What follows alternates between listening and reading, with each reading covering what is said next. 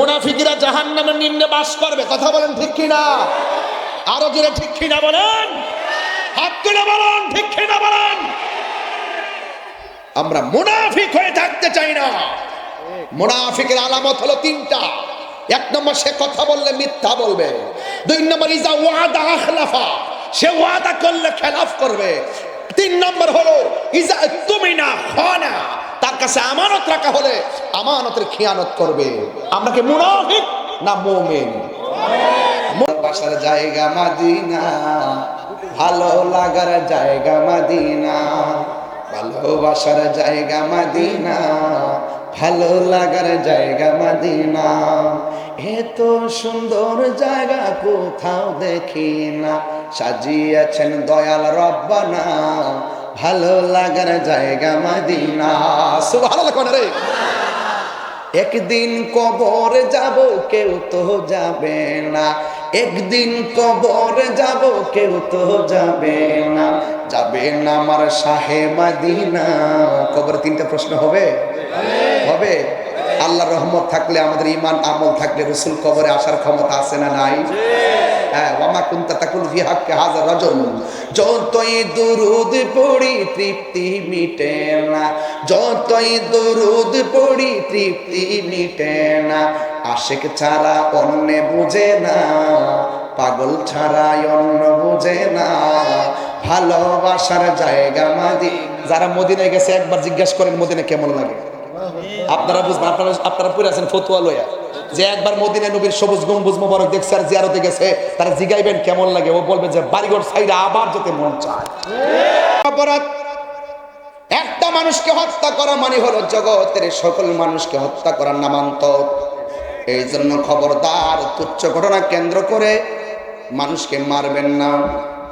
আল্লাহ রাব্বুল আলামিন এই মুহূর্তে যদি আমাকে মৃত্যু লিখে রাখেন, সেলিম ভাই একটা ফোন দেবে ওই অ্যাম্বুলেন্সকে, অ্যাম্বুলেন্স দিয়ে আমার লাশটাকে গাড়ির মধ্যে তুলবে, তখন আর বলবে না তাহির সাহেবকে গাড়িতে তুল। সেলিম ভাইও বলবেন, সবাই বলবে না না না, লাশটার গাড়িতে তুলো। বাড়িতে নেওয়ার পরে বলবে লাশটার গাড়ি থেকে নামাও, নেওয়ার পরে বলবে লাশটাকে মাটিতে শোয়াও, লাশের পানি গরম করো, লাশের খাট মসজিদ থেকে আনো, লাশের জানাজার নামাজ কয়টা হবে ঘোষণা করো। আবার আমাকে লাশে কান্দে করে মাঠের মধ্যে নিবে, ইমাম সাহেব মাইক দিয়া বলবে মরহুমের লাশ এসেছে। চোখের পলকে সেলিম ভাইয়ের পদবি মুছে যাবে, চোখের পলকে তাহির সাহেবের বক্তাগিরি মুছে যাবে। ঘরও বলবে আমাকে লাশ, বাড়িতেও বলবে আমাকে লাশ, জানাজার মাঠও বলবে আমাকে লাশ। নামানোর সময় বলবে লাশ নামাইবার জন্য দুইজন নামবে, লাশ লাশ। এই জন্য লা তামশি ফিল আরদি মারাহা, খবরদার জমিনের মধ্যে অহংকার করে চলা যাবে না। ইন্নাল্লাহা লা ইউহিব্বুল মুতাকাব্বিরিন, নিশ্চয়ই আল্লাহ রাব্বুল আলামিন অহংকারকারীকে পছন্দ করে না। আমাকে বিষয় দিয়েছেন কবরের আযাব, আর কিছুক্ষণ হয়তো আলোচনার সুযোগ পাবো, কিন্তু আমি ক্লিয়ার করে দিয়ে যাব, আপনারা জবান খুলে বলতে হবে, আওয়াজ করে বলতে হবে। হয়তো একটু বিরক্ত করতেছি, বারবার কথা বলে আলোচনার মধ্যে শুধুমাত্র চিৎকার পাড়াইতেছে, এটা আমার লাভ নয়, এটা আপনাদের লাভ। যখন আপনি আল্লাহকে ডাক দিবেন, আল্লাহ খুশি হবে, আপনার লাভ। কথা বলেন ঠিক কিনা বলেন? যখন আপনি সুবহানাল্লাহ বলবেন, আল্লাহ খুশি হবে, আপনারই লাভ। এই জন্য মুখ তালা দিয়ে রাখবেন না। আমরা এখানে যারা এসেছি সবার জবানটা খুলে বলেন, নিষ্প্রাণ দেহের ভিতরে প্রাণ দিয়েছেন একজন, জবান খুলে বলুন তিনি কে? আল্লাহ। কাইফা তাকফুরুনা বিল্লাহি ওয়া কুনতুম আমওয়াতান ফাআহইয়াকুম সুম্মা ইউমীতুকুম সুম্মা ইউহয়ীকুম সুম্মা ইলাইহি তুরজাউন।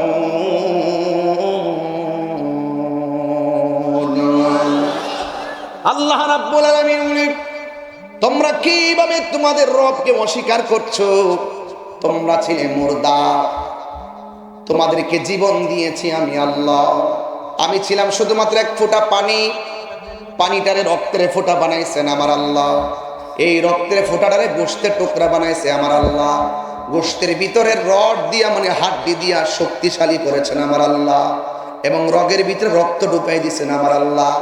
ওয়া ওয়া বলে চিৎকার দেওয়ার ক্ষমতা দিছে আমার আল্লাহ। দুনিয়ার মধ্যে আসার সময় মুট করে আসছি, যাওয়ার সময় হাতগুলো খালি করে যাব।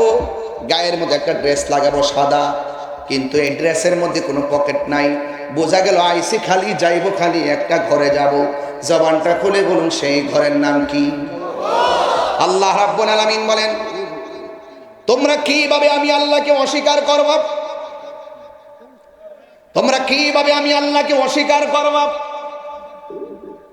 তোমরা ছিলে মুর্দা। ও বান্দা, আমার আল্লাহ কুরআনে বলে দিয়েছেন, ফাবিআই আলাই রাব্বিকুমা তুকাযযিবান। বোঝা গেল রবকে অস্বীকার করার কোনো সুযোগ। আল্লাহ বলে তুমি ছিলে মুর্দা। সুবহানাল্লাহ কোনা কেন? মুর্দা বডির ভিতরে জীবন দান করেছেন কে?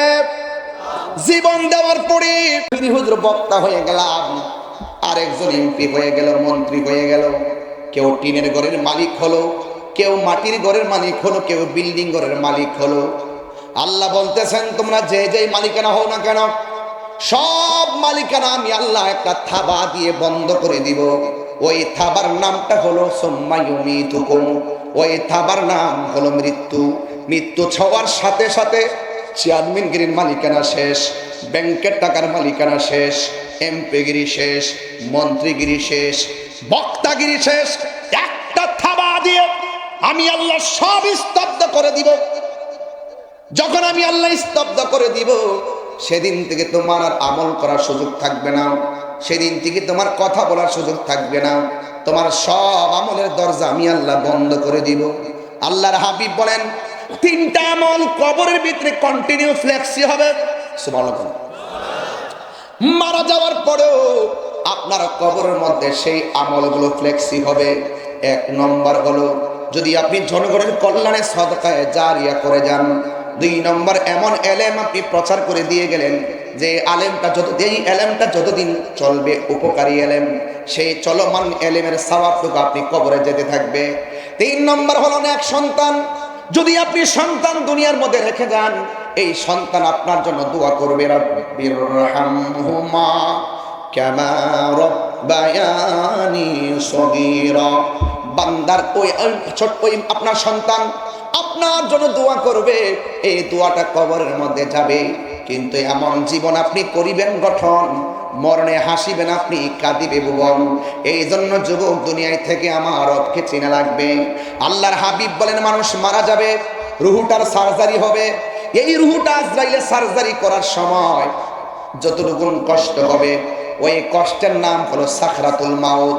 আজরাইল যখন বাগমারা ঘরের দরজার মধ্যে আসবে, যার পা থাকবে জমিনে, মাথা থাকবে আসমানে, সাত সমুদ্র 13 নদীর পানি যার মাথায় ঢেলে দিলে এক ফোঁটা পানি জমিনের মধ্যে পড়বে না। এমন বিশাল বড় আজরাইল যখন আপনার বাগমারা এবং গোবিন্দপাড়া ঘরের দরজার মধ্যে আসবে, সাথে সাথে তার চেহারা দেখলে রক্তগুলো সেকেন্ডের মধ্যে পানি হয়ে যাবে, রগগুলো টাস করে ছিঁড়ে যাবে, হাড্ডিগুলো টাস টাস করে। আল্লাহু আকবার বলেন না কেন? রক্ষা করার মালিককে। হাড্ডিগুলো টাস ঠাস করে খুলে যাবে। সেই দিন আপনজন আপনার পাশে বসে থাকবে। আপনার যে মরণে কত কষ্ট, আপনার আপনজন আপনার মরণের ভাগ নিবে না। দুনিয়ার মানুষ বড় স্বার্থপর। একবার অসুস্থ হইয়া দেখেন, আপনজন খুঁজে পাবেন না। একবার বিপদে পড়া দেখেন, কাউরে পাশে পাবেন না। একবার ঋণগ্রস্ত হইয়া দেখেন, কেউ আপনার টাকা দিবে না। কথা বলেন ঠিক কিনা? আপনি অসুস্থ হয়ে পড়ে দেখেন হসপিটালে, ফেসবুকের মধ্যে একটু স্ট্যাটাস দিতে পারে, মারা যাওয়ার পরে ফেসবুকে একটু লিখে দিবে ইন্না লিল্লাহি ওয়া ইন্না ইলাইহি রাজিউন। কিন্তু আপনার জানাজার নামাজ যাওয়ার জন্য তার সময় হবে না। এমন মানুষ আমাদের সমাজে বাড়তেছে না কমতেছে? বাড়তেছে। মায়া দয়া সব উঠে গেছে। মায়া নাই, দয়া নাই, সব উঠে গেছে। কথা বলেন ঠিক কিনা? আরে আপন মা মারা গেছে, সন্তানের চোখে পানি নাই। আপন বাবা মারা গেছে, সন্তানের চোখে পারি নাই, অথচ বাপটা মারা যাবার 3 দিনও হয় নাই, বাবার রেখে যাবার সম্পত্তি নিয়ে কামড়া কামড়ি শুরু হয়ে গেছে। কথা বলেন ঠিক কিনা? এই জন্য ওই সন্তানের জন্য ব্যাংকে সুদের টাকা রেখে যাওয়ার আগে সন্তানকে ঘাম ঝরানোর টাকা দিয়ে মানুষের বাচ্চা বানাইয়া যান, এই সন্তান যেন কবরের পারে গিয়ে আপনার জন্য দোয়া করে। কথা বলেন ঠিক কিনা বলেন? কি লাভ হবে আপনার? কি লাভ হবে ওই সন্তান রেখে গিয়ে? যেই সন্তান দুনিয়াতে পাপ করবে, সেই পাপের কারণে আপনার কবরের মধ্যে এটা প্রতিফলন ঘটবে। আপনার সন্তান আদর্শ রেখে যান, যেই সন্তান আপনার জন্য দোয়া করবে। সব মানুষ সবকিছুর ভাগ নেয়, কষ্টের ভাগ কেউ নেয় না। একবার পড়ে দেখেন, বুঝবেন। আমার মতো আমি যা বলছি তাই বুঝবেন ইনশাআল্লাহ। আরে মারা যাওয়ার সময় মৃত্যুর কষ্টের ভাগ নেয় না, কবরে গিয়ে যে আযাব ভোগ করতেছেন, কষ্টের ভাগ কেউ নেয় না, কেবল আপনি আপনার। মান আরাফা নাফসাহু ফাকাদ আরাফা রাব্বাহু। যে নিজেরে নিজে চিনতে পেরেছে, সে আমার আল্লাহকে চিনতে পেরেছে। কথা বলেন ঠিক কিনা? তাহলে আমার নির্জীব দেহের ভিতরে সজীব করেছেন কে? নির্জীব দেহকে সজীব করেছে কে? এই জীবনের পর আর একটা জীবন আছে, ওই জীবনের নাম হলো আখিরাত। ওই জীবনের নাম কি? ওয়ালাল আখিরাতু খায়রু ওয়া আবকা। আখিরাত সর্বোত্তম এবং টেকসই। সুবহানাল্লাহ।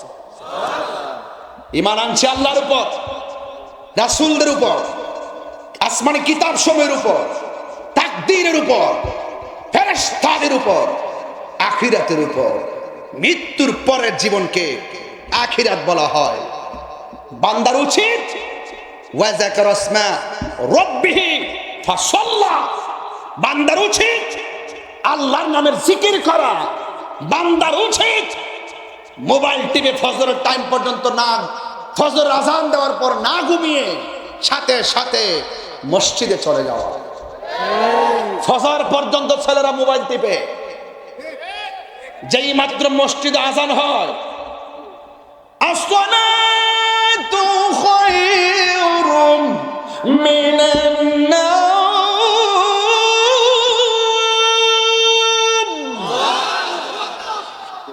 যেই মাত্র আজানটা হয়, সেই মাত্র সে মোবাইলটা চার্জে দিয়ে ঘুমে যায়। ছেলেরা পড়ার টেবিলে বসলে ঘুমানি ঘুমানি ভাব ফুরাঙ্গি করো, পড়তে বসলে ঘুম আসে, পড়তে বসলে কোমরে ব্যথা হয়, ব্রিজের মধ্যে বসে বসে মোবাইল টিপতে টিপতে চোখের জ্যোতি চলে যাচ্ছে। খবর এখন হবে না, হারানোর পরে বোঝা যায় সম্পদের মূল্য কত। দাঁত থাকতে দাঁতের মূল্য বোঝা যায় না, দাঁত চলে গেলে বোঝা যায় দাঁতের মূল্য কত। আল্লাহর হাবিব বলছেন, 7 প্রকারের মানুষকে আল্লাহ পাক আরশের নিচে ছায়া দিবেন। এর মধ্যে এক শ্রেণী হলো যৌবনকালে যার ইবাদত বেশি। তো আপনারা তো যুবক ছেলেরা, আপনারা কি এই বয়সে ইবাদত বাড়াতে হবে না? বাড়াতে হবে। এজন্য আজান হলে কোথায় যাবেন? আরো বড় করে, সপ্তাহে একবার না প্রতি ওয়াক্ত? কারা কারা রাজি আছেন হাত তোলেন। মাশাআল্লাহ, এই এলাকাতে আরো 8টা মসজিদ লাগবে।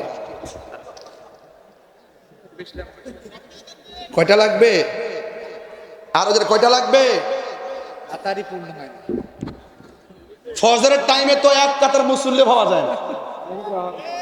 কয়জন নামাজের ওয়াজ করেন, ফজরের টাইমে মুসল্লি পাওয়া যায় না। ঘুম। যুবক তো দেখি না। যুবক আপনাকে বলছি, আপনারা পারেন সমাজকে বদলে দিতে। কথা কোন পারেন না? আপনারা যুবক যদি এক হয়ে যান, গাঞ্জিরটা গুলো পলাইবার সুযোগ পাইব। গাঞ্জিরটা বোঝেন নাই? যারা নেশা করে, বাবা ট্যাবলেট। এই লোকটাকে উনি কে কে কে কে? প্রকৃতির ডাকে। আচ্ছা আচ্ছা আচ্ছা, প্রাকৃতিক ডাকে চলে যাচ্ছে। আল্লাহ ওনাকে যাওয়ার আগ পর্যন্ত হেফাজত করেন। লক্ষণ সুবিধা মনে হচ্ছে। আল্লাহু আকবার জুড়ে বলেন। আপনারা ঘুমাইলে ওয়াজ শেষ শেষ করে দিব, আর একটু সামনে যাবো ইনশাল্লাহ। দেখেন ধরতে ধরতে 1 ঘন্টা হয়ে গেছে। মারহাবা জোরে কর। Time and tide wait for none, সময় এবং স্রোত কাহার জন্য অপেক্ষা করে না। আরবিতে বলবো আল ওয়াক্তু লা ইয়ানতাজিরু লি আহাদিন, সময় কাহার জন্য অপেক্ষা করে না। এই যে সময় 1 ঘন্টা চলে গেছে, ভাবতেছেন ঘুমায় যাব, অনেক মূল্যবান সময় আসলে চলে গেছে, কারণ এই সময়টা আমার হায়াতের বাজেট থেকে চিরদিনের জন্য হারিয়ে গেছে। হারিয়ে যাব। আমি কয়েকটা গজল সঙ্গীত গাই, মানে কি কষ্ট হবে আপনাদের? হ্যাঁ ভাই সেলিম ভাই, কষ্ট লাগবো? সেলিম ভাই বলতেছে খুব মজা লাগছে। যাই, ঠিক আছে ইনশাল্লাহ, আমি তো সেলিম ভাইয়ের সাথে আছি ইনশাল্লাহ। সবাই বলবেন তো ইনশাল্লাহ? তো এই ভদ্র মানুষগুলো মাঝে মাঝে উঠে ওরা কারা, কোথা থেকে এলো?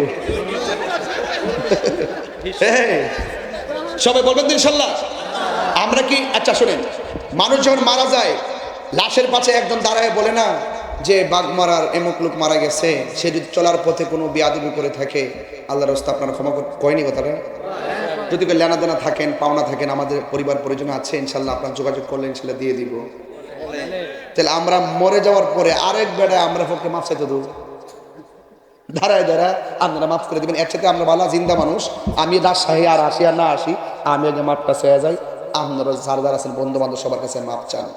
হারিয়ে যাব একদিন আমি, রব নাই ভুবন চিরদিন, বলো হারিয়ে দেন না হে রব নাই ভুবন চিরদিন, ক্ষমা করে দিও তোমরা আমায়, বলো সবসময় মাপ চান।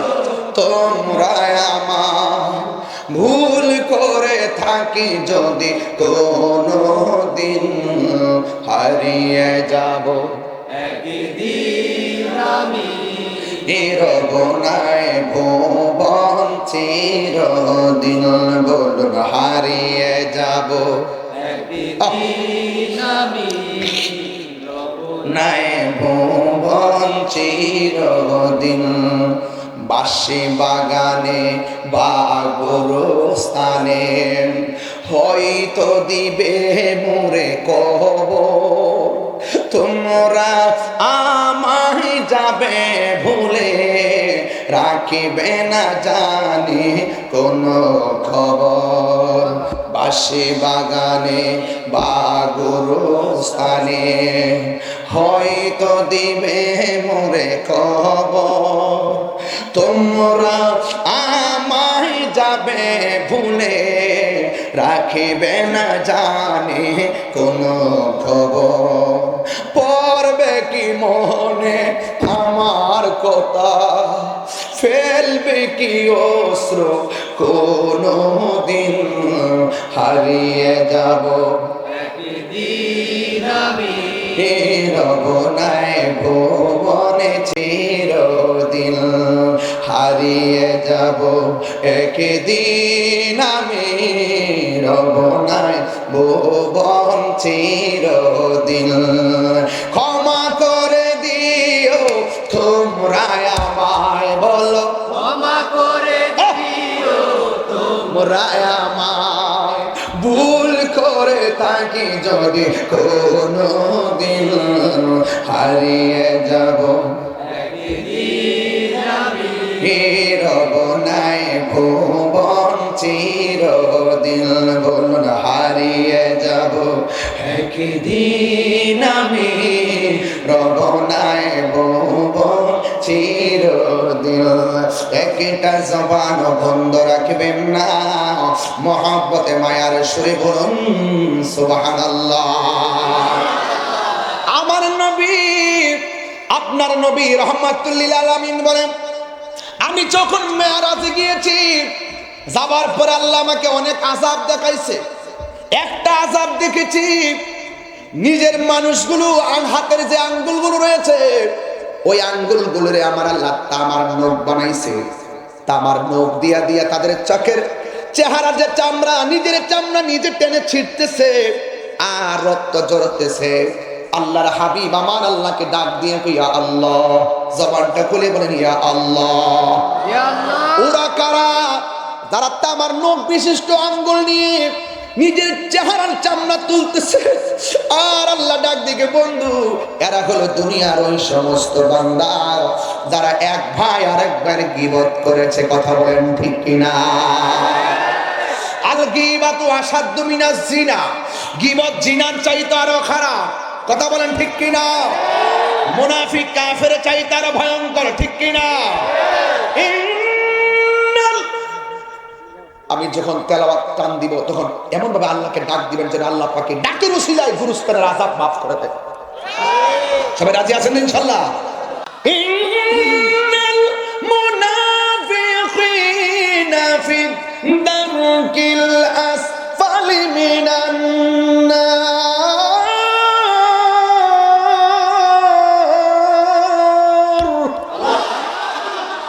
মুনাফিকরা জাহান্নামের নিম্নে বাস করবে। কথা বলেন ঠিক কিনা? আরো জোরে ঠিক কিনা বলেন, হাত তুলে বলেন ঠিক কিনা বলেন। আমরা মুনাফিক হয়ে থাকতে চাই না। মুনাফিকের আলামত হলো তিনটা। এক নম্বর, সে কথা বললে মিথ্যা বলবে। দুই নম্বর, ইজা ওয়াদা আখলাফা, সে ওয়াদা করলে খেলাফ করবে। তিন নম্বর হলো ইজা তুমিনা খানা, তার কাছে আমানত রাখা হলে আমানতের খেয়ানত করবে। আমরা কি মুনাফিক না মুমিন? মুমিন কখনো সুদ খায় না।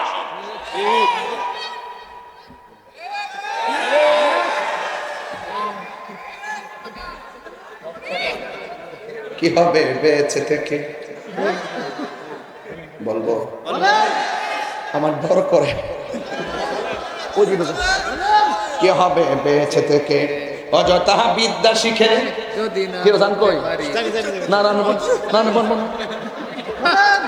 আমি সুদের ওয়াজ ধরছি আলি। কি হবে বেঁচে থেকে? একটা সঙ্গীত গাইলাই। কি হবে বেঁচে থেকে? অযথা বিদ্যা শিখে যদি না করতে পারি সুদ মুক্ত সমাজটাকে। ঠিক কিনা? আমার পোলা পান্ডিকে, পোলা পান্ডি। কি হবে আকাশ ছোঁয়া? কি হবে আলেম হয়ে ইমাম সেজে সমাজেতে যদি না হক কথা উচ্চ সুরে না বলিতে? কি হবে আলেম হয়ে ইমাম সেজে সমাজেতে যদি না হক কথা উচ্চ সুরে না বলিতে? চাকরি বই করো যদি ছেড়ে দাও ওই না গদি, চাকরি বই করো যদি ছেড়ে দাও ওই না গদি। কি হবে ধোঁকা দিয়ে আল্লাহকে? কি হবে বেঁচে থেকে? কি হবে বেঁচে থেকে? অযথা বিদ্যা শিখে যদি না করতে পারি চাঁদা মুক্ত সমাজটাকে, যদি না করতে পারি নেশা মুক্ত সমাজটাকে, যদি না করতে পারি মাদক মুক্ত সমাজটাকে। ঠিক কি হবে আকাশ ছোঁয়া বিলাসবহুল বাড়ি গাড়ি না খেয়ে কত মানুষ পর পারে দিচ্ছে পারি। কথা বলেন ঠিক কিনা? এই ভাই রাগ করতেছেন? কুরবানি এলে বুঝবেন মানুষ কত খারাপ। কুরবানি না আসতে মানুষ যে কত নিকৃষ্ট বোঝা যায় না। ও নিজে 2 লাখ টাকার গরুটা কিনে রান আগে রান্নায় বসা, পাশের ঘরে কুরবানি দেয় নাই। ওর উচিত ছিল রান্নার কুরবানি গোশতের গ্রান পাশের বাড়ির অনাহারির কুরবানি যিনি দেন নাই তার নাকে পৌঁছার আগে তার ঘরে গোশতটা পৌঁছাইয়া দিয়া রান্না বসানো দরকার ছিল। এগুলো বললে তাহিরি বলো না নাকি? বলেন গে ইচ্ছা মতে তাহিরি তাহিরি। ওই কে কি বলবে সেটা শোনার টাইম নাই। আমি মনে করি কুরবানির গোশত আপনি সুষম বন্টনীতির আলোকে, যাকাতের টাকা সুষম বন্টনীতির আলোকে গরিবের ঘরে পৌঁছে দেওয়া। যদি এই রাজশাহীর সকল টাকাওয়ালারা সুষম বন্টনীতির আলোকে প্রত্যেক গরিবের ঘরে ঘরে যাকাতের টাকা পৌঁছে দিত, এই রাজশাহীর জমিনে একটা গরিব থাকতো না। কথা বলেন ঠিক কিনা?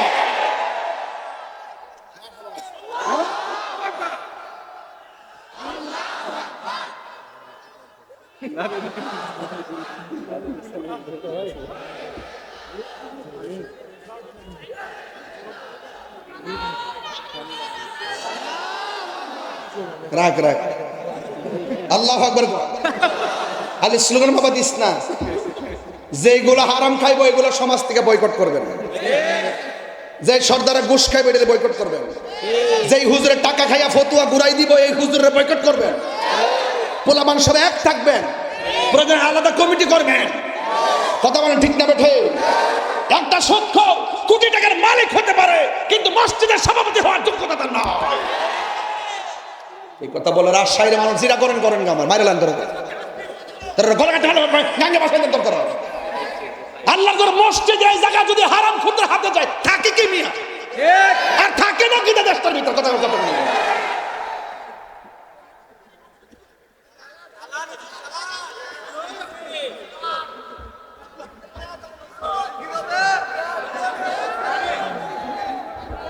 এখন বলেন আল্লাহুম্মা সাল্লি আলা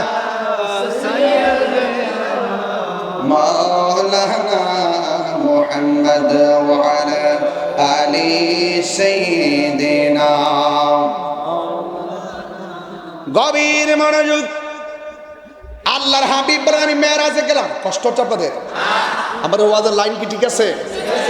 একটা লাইনকে আজে বাজে বলছি? প্রত্যেকটা কথা সমাজতান্ত্রিক, কথা বলেন ঠিক কিনা?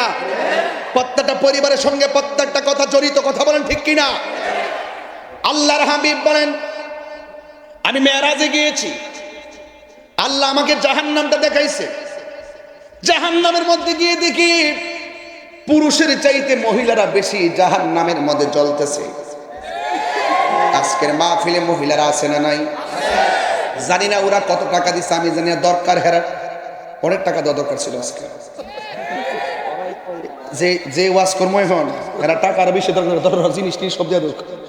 তারপরে দেন আপনারা কাজ হইল বেশি দান করা, নাহলে বাঁচতেন না। কথা কন ঠিক না?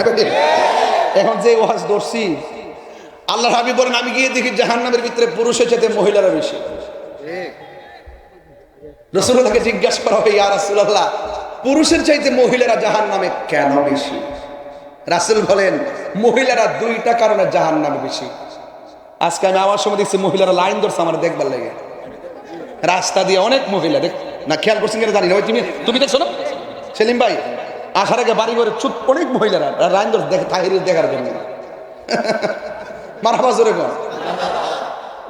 কি হাসতেছেন কি? আমার মা বোন আছে না? রাসূল যখন মক্কা থেকে মদিনায় গেছে হিজরত করতে, পুরুষ মহিলা যা আছে সব লাইন ধরে দাঁড়িয়ে গেছে। আর আমি তো নবীর ক্যানভাসের কথা ঠিক না বেঠি? মারহাবা জোরে বল। ভালোবাসার জায়গা মদিনা, এই নাতে রাসূল রাজশাহী চলে না, চলে চলে চলে চালাইলেই চলে। ভালোবাসলে মরে মরে হাসে। ভাই আপনি চিন্তা করেন, আপনি যখন আসেন আমি আসছি, আপনি উঠবেন আমি শেষ। না সেলিম ভাই ঘর থেকে বলেছে যে ইনশাল্লাহ ওয়াজ শেষ করে যাবো, আমি আর 14 মিনিট আছি ইনশাল্লাহ, যেহেতু আমার কালকে সিলেট মাহফিল তো না। এই ছেলেরা 17 তারিখ না আবার আসতেছি রাজশাহী সদরে, ওই দিন তো ফাইনাল হবে ইনশাল্লাহ। মারহাবা কর, আস্তে আস্তে প্লিজ, মারহাবা কর না কেন?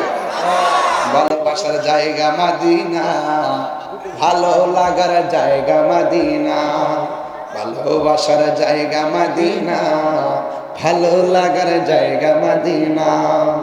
এত সুন্দর জায়গা কোথাও দেখি না, সাজিয়েছেন দয়াল রব্বানা, ভালো লাগার জায়গা মদিনা।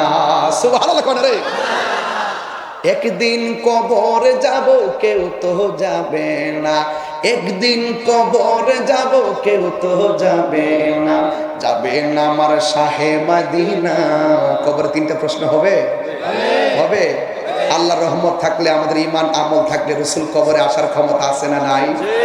হ্যাঁ, ওয়ামা কুনতা তাকুল ফি হাক্কি হাযা রাজুল, যতই দুরুদ পড়ি তৃপ্তি মিটে না, যতই দুরুদ পড়ি তৃপ্তি মিটে না, আশিক ছাড়া অন্য বুঝে না, পাগল ছাড়া অন্য বুঝে না, ভালোবাসার জায়গা মদিনা। যারা মদিনায় গেছে একবার জিজ্ঞাসা করেন মদিনা কেমন লাগে, আপনারা বুঝবেন।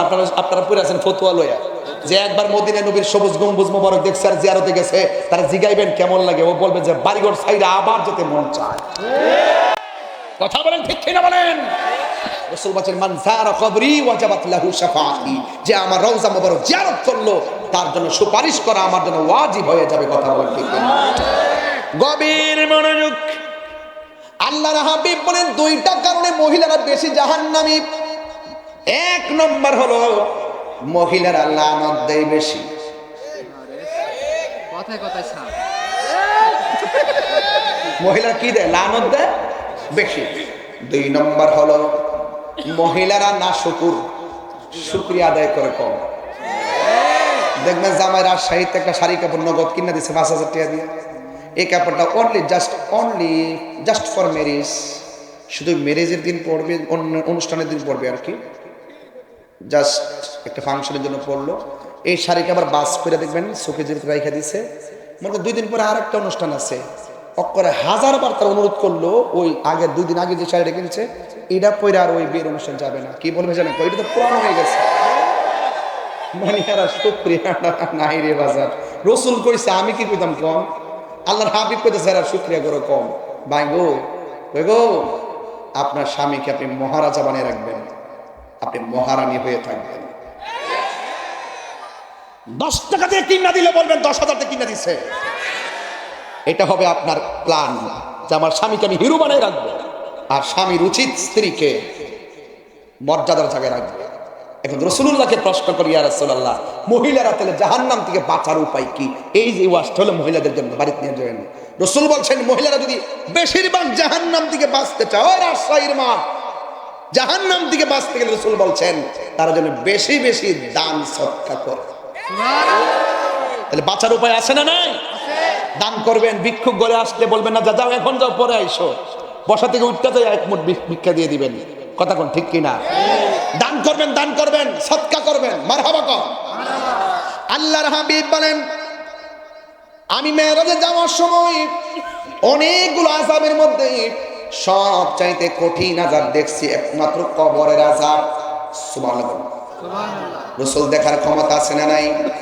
ওই কবর আযাব হচ্ছে, ওই আযাব থেকে বাঁচতে চাই কি চাই না? আল্লাহর হাবিব বলেন আমি দেখছি ম্যাক্সিমাম কবরের আযাব সবচাইতে ভয়ঙ্কর। এবার রাসূলুল্লাহ বলেন কবরের আযাবের মধ্যে সবচাইতে কবরের প্রথম রাত্রের আযাবটা ভয়ঙ্কর। এখন রাজশাহী বাগবাড়ার মানুষ বলবেন, ও আমার গোবিন্দ পাড়ার বন্ধু, প্রামাণিক পাড়ার বন্ধুরা, আপনারা বলবেন কবরের প্রথম আযাবটা কি হবে একটু বলে দিয়ে যান। কবরের প্রথম রাত্র কেমন হবে একটু বলে দিয়ে যান।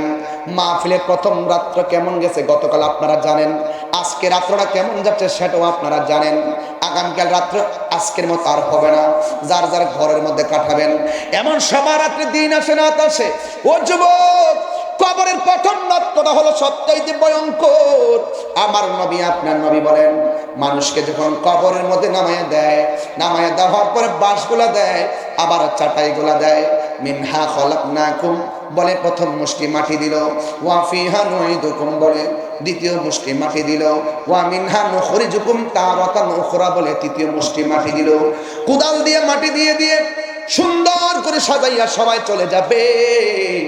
সবাই চলে যাওয়ার পর দুইজন ফেরেশতা কবরের মধ্যে নামবে। আমার নবী আপনার নবী বলেন ওরা আয়েশা 3টা প্রশ্ন করবে, জবাব দিতে পারলে আলহামদুলিল্লাহ, জবাব না দিতে পারলে প্রথম রাতটা হবে ভয়ঙ্কর। 1 নম্বর হলো আমার নবী বলেন কবরের প্রথম রাত আযাব হলো কবরের ডান পাশের মাটিগুলো এক প্রান্তে যাবে, বাম পাশের মাটিগুলো আরেক প্রান্তে যাবে। এখন আপনাদের কাছে প্রশ্ন, এই আযাবটা কার হবে জানেননি? যারা নামাজের ব্যাপারে উদাসীন, যারা আজানে কানে আজান শুনছে কিন্তু মসজিদে যায় নাই, মসজিদে জামাত চলতেছে, এই দিক দিয়ে ক্যারাম বোর্ড খেলতেছে, মসজিদে বলে আশহাদু আল্লাহ ইলাহা, আর ওই দিক দিয়ে ক্যারাম বোর্ড খেলে আঙ্গুল দিয়া। খবরদার, আমার নবী বলেন যারা বেনামাজি হবে, বেনামাজিদের জন্য 3টা শাস্তি অবধারিত। আল্লাহু আকবার বলেন কেন? বেনামাজির জন্য 3টা শাস্তি অবধারিত। 1 নম্বর শাস্তি হলো কবরের 2 পাশের মাটি 2 প্রান্তে চলে যাবে, এমন ভাবে এসে তোমাকে ডান পাশে চাপা মারবে গো, বাম পাশের হাড্ডির ভিতরে ঢুকে যাবে। বাম পাশে একটা চাপা মারবে, ডান পাশের হাড্ডির ভিতরে ঢুকে যাবে। 2 পাশের মাটি একবারে চাপা মারবো, একদম শরীরটারে গুঁড়া বানায় ফেলবে। ওই সময় তুমি আল্লাহরে বলবা, আল্লাহ আগে যদি জানতাম বেনামাজি হইয়া কবরে আসলে এমন শাস্তি হবে, জিন্দেগিতেও আর নামাজ ছাড়তাম না। ও আল্লাহ দুনিয়ার মধ্যে আবার পাঠাও, নামাজ ছাড়বো না। আল্লাহ বলবেন না, সুম্মা ইলাইহি তুরজাউন। আমি আল্লাহর দিকে ফিরে আসলে দুনিয়ায় যাওয়ার আর সুযোগ নাই, তোমরা আমি আল্লাহর দিকে ফিরে আসবে। যুবক ভাইয়ের আমার, এখানে একবার কোন তো আল্লাহু আকবার, তিনবার কোন আল্লাহু আকবার। দেখেন তো আওয়াজটা কেমন লাগছে। ঠিক এমন ভাবে গুরুস্থানে মানুষগুলো প্রতি রাত কাঁদতেছে, বাঁচাও, আর পারি না, ও আল্লাহর পারি না, বাঁচাও বাঁচাও। এমন ভাবে তারা কাঁদতেছে, কিন্তু তাদের ঘরের পাশে ঘর, এক কবরের মানুষ শুনে না, আরেক কবর আপন জনে এত ঘুরতেছে গুরুস্থানের পাশ দিয়া, কিন্তু কবর আযাব শোনে না গো মা। তুমি মনে করো না আমি তোমার বিরুদ্ধে ওয়াজ করে গেছি। মা লাল শাড়ি পিন্দা পরে যাই করে এসেছো, এই ঘর থেকে তোমাকে সাদা কাফন পরায়া বিদায় দিব। এই জন্য মা নামাজ ছাইরো না গো মা। এই জন্য আমার নবী, আপনার নবী বলেন, বেনামাজের কবরের শাস্তি হবে ভয়ঙ্কর। এমন ভাবে চাপা মারবে আর চিৎকার পারবে, কোনো কাজ হবে না রে। দুই নম্বর শাস্তি হলো বেনামাজের কবরের ভিতরে জাহান্নামের আগুন ঢুকিয়ে দেওয়া হবে। এমন হাওয়া লাগবে একদম পুরে পুরে ছাই ছাই হয়ে যাবে। তিন নম্বর হলো এই বেনামাজির কবরের ভিতরে সর্প দেওয়া হবে, নাভির মধ্যে আঘাত করে দেহটার আলাদা করে ফেলাবে, 70 গজ মাটির নিচে নিয়ে ঢুকাইয়া দিবে।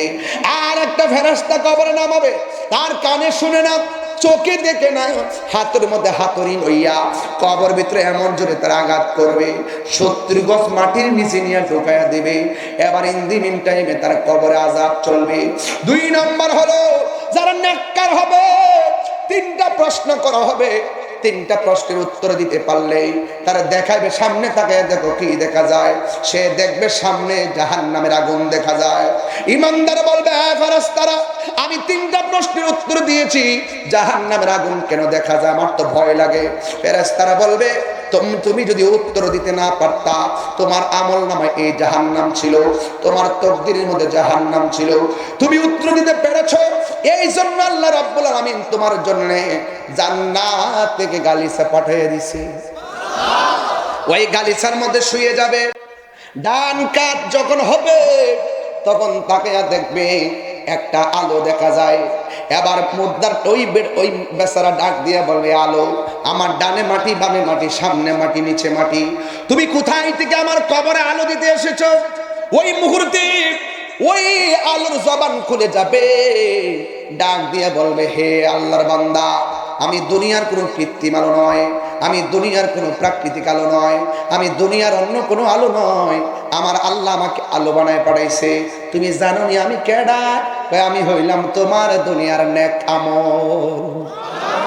ওয়াবাশশিরিল লাযীনা আমানু ওয়া আমিলুস সালিহাতি আন্না লাহুম জান্নাতিন তাজরি মিন তাহতিহাল আনহার। এরপর বাম কাত হবে, বাম কাত হওয়ার পরে আরেকটা আলো ঝলমল ঝলমল করবে। এবার জিজ্ঞাসা করবে, তুমি কে গো, আমার কবরের ভিতরে এমন ভাবে আলো দিতেছো? এই লোকটা ওই আলোটা ডাক দিয়া বলবে, আমারে তুমি চিনো না, আমি হইলাম ওই আলো।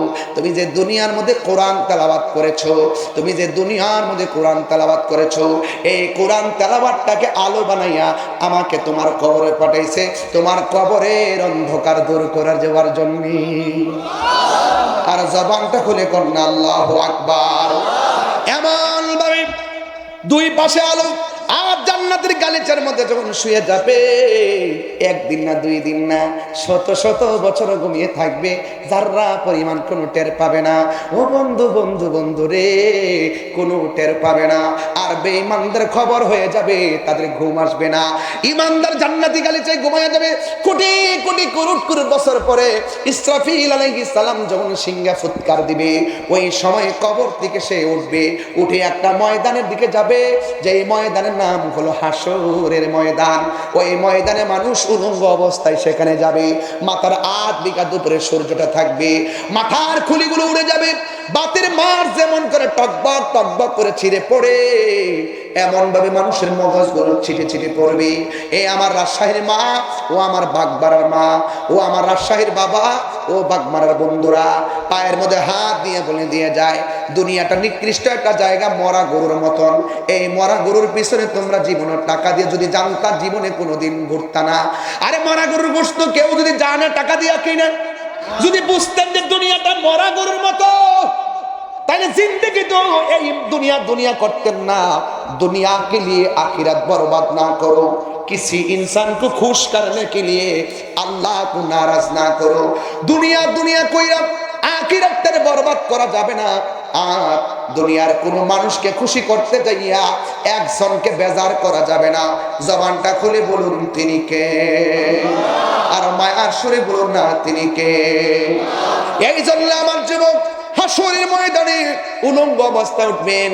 আল্লাহ রাব্বুল আলামিন যখন বিচার শুরু করবেন, ওই মুহূর্তে সর্বপ্রথম হিসাব নেবেন নামাজের হিসাব। কিসের হিসাব নেবে? নামাজের হিসাব। ওয়াজের শুরু এবং শেষ ঠিক আছে কিনা বলেন না, মানে শুরু এবং শেষটা ঠিক আছে কিনা। কিসের হিসাব নিবে? কিছু কিছু লোক এইভাবে দৌড় দিবে, কোথায় যাস? বেহেশতে যা। কেন? আমরা নামাজে। আল্লাহ বলছে মিথ্যা কথা। তোর কি বুঝে আছে কে আমরা নামাজি? মিথ্যা কথা। তুই মানুষকে দেখানোর জন্য নামাজ পড়েছিস, তাহলে বোঝা গেল নামাজ একজনকে সন্তুষ্ট করার জন্য পড়বো। তিনি কে? বাবু আরেকটু দো, ভলিউমটা একটু দো বাবা।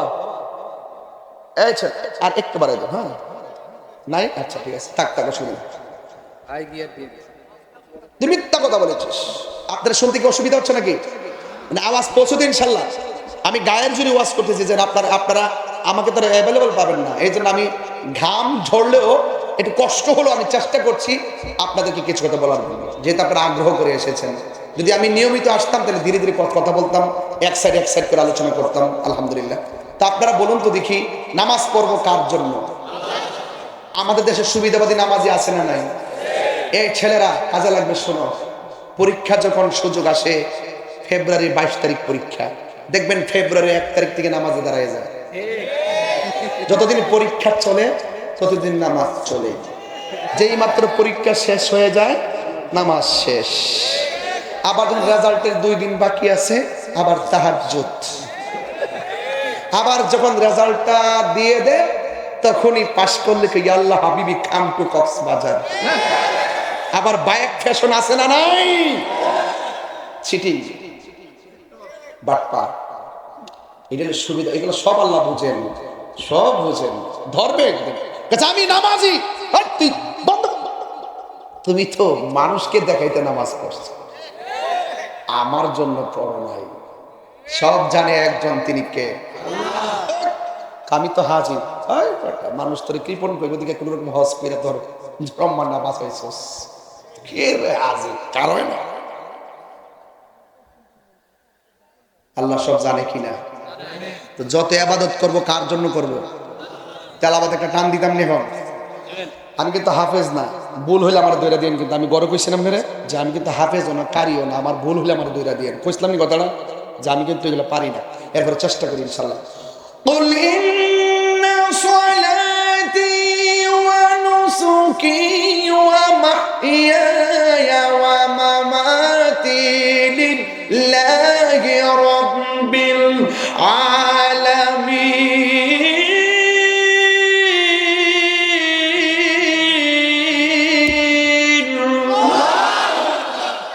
আমার নামাজ কার জন্য?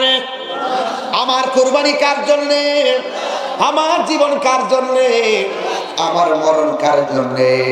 এই জন্য নামাজ পড়ে একজনকে খুশি করার জন্য।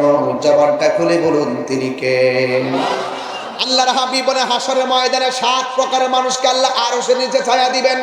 এর মধ্যে 1 প্রকার হলো আদেল, মানে ন্যায় বিচারক। 2 নম্বর হলো যারা দানশীল। 3 নম্বর হলো মসজিদের প্রতি দুর্বল, ঘর তার ভালো লাগে না, মসজিদ ভালো লাগে, এমন লোক আছে না নাই? আজান দিলে ঘরে শুয়ে থাকে না, মসজিদে চলে যায়, আছে না নাই? এবং দেখবেন বাজার তার ভালো লাগে না, মসজিদ তার ভালো লাগে। কথা বল ঠিক কিনা? আল্লাহর হাবিব বলেন এই প্রকৃতির মানুষ। দেখবেন আমাদের দেশে কিছু মুরব্বী মানুষ আছে, আজানটা হলেই দেখবেন উঠে যায়, উঠে গাটলাই গিয়ে পুকুরে গিয়ে উজু করে শীতের দিন, আবার একটা শাল গায়ের মধ্যে পেঁচাইয়া লুঙ্গির একটু উপরে পইরই আস্তে আস্তে হাঁটতে হাঁটতে যায়। চাচি জিগায় জান কই? কই শুনো না আজান হইছে। আরে আজানের তারও তো 20 মিনিট সময় আছে, একটু ফর্সা হোক না। তো ঘরে শুয়া থেকে কে লাভ হইব, মসজিদে গিয়ে শুয়ে বসে থাকি, এটা তুই অনেক লাভ হইব। রাসূল বলেন এইরকম মসজিদ প্রেমিকদের জন্য আল্লাহ পাক আরশে আজিমের ছায়ার ব্যবস্থা রেখে দিয়েছে। কিছু কিছু লোক আছে দেখেন না, নামাজ একটু দেরি হইলেই কাশাকাশি শুরু করে। ওই যখন তাশাহুদের মধ্যে বসে সালাম ফিরাইতে একটু দেরি হইলে ইমাম সাহেব পিছন দেখো, বিশ্বাস না হয় মসজিদে দেখেন, যার জীবনে কাশ নাই সেও কাশে। হ্যাঁ, ইমাম সাহেব মিস কল দেন, তাড়াতাড়ি তাড়াতাড়ি সালাম ফিরান। এগুলো আমলে কাসির, এগুলো করলে নামাজ হবে না। ঠিক কি না বলো? এগুলো হবে না, অনর্থক। এইভাবে উচ্চ স্বরে কাশি দেওয়া, ডান বাম তাকানো, এগুলো হবে না। সাবধান বলে দিলাম, নামাজ পড়বো একজনের জন্য, তিনি কে? রাগ করেন গোসাবেন, কোনো অসুবিধা নেই, আবার আইলে না, কিন্তু যা কর কইয়া দিয়া যায়। খবরদার, এগুলো করা যাবে। দেখবেন কিছু লোক আছে ইকামতের সময় আছে 30 সেকেন্ড, মুয়াজ্জিনকে কর আরে দেলানি ইকামত, কিন্তু বাজারে যায় ঘন্টার পর ঘন্টা বসে থাকে, গড়ির কাটা দিকে তাকায় না। অথচ রাসূল বলছেন পৃথিবীর মধ্যে সবচাইতে নিকৃষ্ট জায়গা হলো বাজার, আর সবচাইতে উত্তম জায়গা হলো আল্লাহর ঘর, মসজিদ। এই মসজিদের প্রতি আমাদের দরদি হওয়ার দরকার আছে না নাই? আরো বড় করবে না, আছে না নাই? মসজিদ মুখী হয়ে যান যুবক, বাজার মুখী নয়, মসজিদ মুখী হয়ে যান। আমাদের কিন্তু সব উল্টাই গেছে, সার্কেল উল্টাই গেছে। মসজিদে মানুষ কম, বাজারে মানুষ বেশি। রাসূল বলছেন এমন একটা সময় আসবে, মসজিদ কার মসজিদকে কত সুন্দর বানাইতে পারে প্রতিযোগিতা করবে, কিন্তু মুসল্লির সংখ্যা কমে যাবে। কথা বলেন ঠিক না ঠিক? আমার মনে হয় সেই সময় তো চলে এসেছে। হাসরের মাঠে যখন উঠবেন তখন বুঝবেন। আর 2 নম্বর কে, 3 নম্বর গেল, 4 নম্বর কে জানেন? যৌবনে যার ইবাদত বেশি। 5 নম্বর কে জানেন? যার সামনে গুনাহ করার সুযোগ আছে। আমার হাতে কি এটা? পানির বোতল। মনে করেন এটার ভিতরে মদ আছে। কি আছে? এই যে দেখেন দেখেন, এই যে দেখেন মদ আছে, ঘরের ভিতরে কোনো মানুষ নাই, কেউ নাই, নিরিবিলি, আমি মদ পান করার সুযোগ আছে, আমি খেলাম না, মদটা রেখে দিলাম। অথবা আমি একটা মেয়েকে মেসেঞ্জারে লিখলাম তুমি আসো, আসলো, আসার পরে সে রাস্তা আসলো, আসার পর তার সঙ্গে কথা বলার সুযোগ ছিল, আমি বলি নাই। অথবা একটা ঘটনা আমি বলি, কয়েক বন্ধু এক জায়গায় ঘুরতে গেল, একটা গুহার ভিতরে ঢুকলো, এইরকম ভাবে একটা পাথর এসে মুখে পড়ে গেল। এক বন্ধু আরেক বন্ধুরে বলতেছে পাথর যেভাবে পড়ছে মনে হয় আমাদের গলার আওয়াজও তো কেউ শুনে না, আমাদেরকে বাঁচাই বারো, আর দেখতেছে না কেউ, মনে হয় না খায়া মরতে হবে, এটার ভিতরে মৃত্যুবরণ করতে হবে। তবে একটা কাজ করো, আমাদের জীবনে যদি কোনো ভালো কাজ করে থাকি, এই ভালো কাজের ওসিলায় আল্লাহকে একটু স্মরণ করি। তখন একজন বলতেছে আল্লাহ, আমি একটা মেয়েকে ধরতে গেলাম, মেয়েটা কাপড় চোপড় সব করলাম, আমি তাকে ব্যবহার করার সময় মেয়েটা বলছিল ইত্তাকিল্লাহ, তুমি আল্লাহকে ভয় করো, আমি কিন্তু তোমার ডরে মেয়েটাকে ছেড়ে দিয়েছিলাম। আরো বড় করে বলুন। রাসূল বলছেন যার সামনে গুনাহ করার সুযোগ আছে, থাকার পরও সে করে নাই, গুনার কাজটা ছেড়ে দিয়েছে, আল্লাহ পাক তাকে আরশে আজিমের নিচে ছায়া দিবেন। আরেকটা বলবো, আল্লাহর জন্য কাউকে ভালোবাসা, নবীর জন্য কাউকে ভালোবাসা। আমি আপনাকে ভালোবাসবো আল্লাহর জন্য, আমি আপনাকে ভালোবাসবো নবীর জন্য। আমি যদি এখানে বলতাম যে আমি নেশা করি, আপনারা কি আমাকে ভালোবাসতেন? আমি নবীর পক্ষে কথা বলছি, আল্লাহর পক্ষে কথা বলছি, আপনারা আমাকে ভালোবাসা দিচ্ছেন, আমি ভালোবাসা পেয়ে আপনাদেরকে রিপ্লাই করছি। এই ভালোবাসাবাসীর মানুষগুলো হাসরের মাঠে নবীর পাশাপাশি আরশে আজিমের নিচে থাকবে। এদের জন্য আল্লাহ পাক আরশের নিচে ছায়া দিবেন। বলেন না মারহাবা বলেন। তাহলে সুযোগ আছে না নাই? হাসরের মাঠে এক শ্রেণীর মানুষের গায়ে আল্লাহ পাক ওই যে আপনার আগুনের শিকল পরায় রাখবে। কিসের শিকল? আগুনের শিকল। রাসূল জিজ্ঞেস করবে আল্লাহ এদের গায়ের মধ্যে আগুনের শিকল কেন? ওই গতকাল একজন বক্তা ওয়াজ করেছিলেন মা বাবার ওয়াজ, আমি একটু টাচ দিয়ে যাই আপনাদেরকে, যেহেতু আমি পূর্ণাঙ্গ কথা বলতেছি আজকে, আমল মহব্বত এবাদত সবই তো বলতেছি, খেদমতের কথা একটু বলে যে বাদ থাকতো কেন। একটা এক গায়ের মধ্যে আগুনের শিকল লাগানো, রসুল বলছেন আল্লাহ এরা কারা? বলছেন এরা হলো দুনিয়ার ওই সমস্ত বান্দা যারা দুনিয়ার জমিনে মা বাবাকে কষ্ট দিয়েছে। যে পিসাব বলবে মা বাপের খেদমত লাগতো না, এটা পিসাব না, এটা সকাল বেলার পেশাব।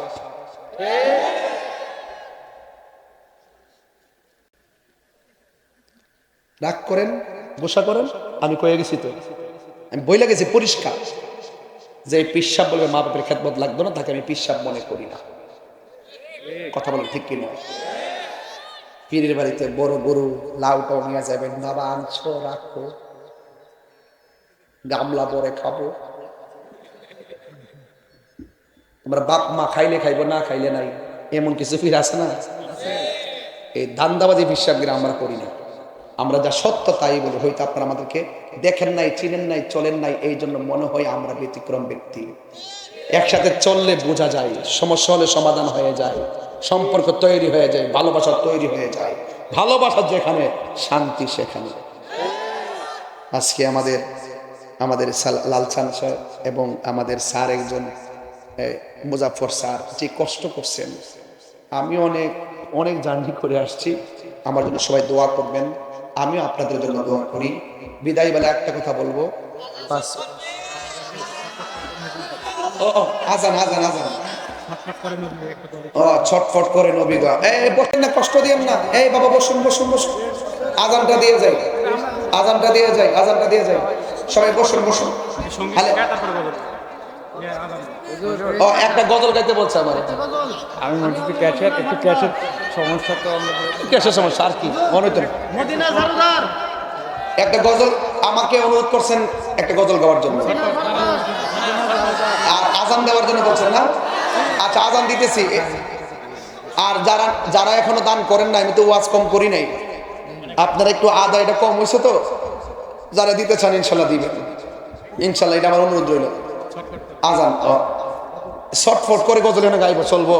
তোমরা যা শোনো তাই, ইউটিউবে যা শুনে এটাই ছটফট ছটফট করে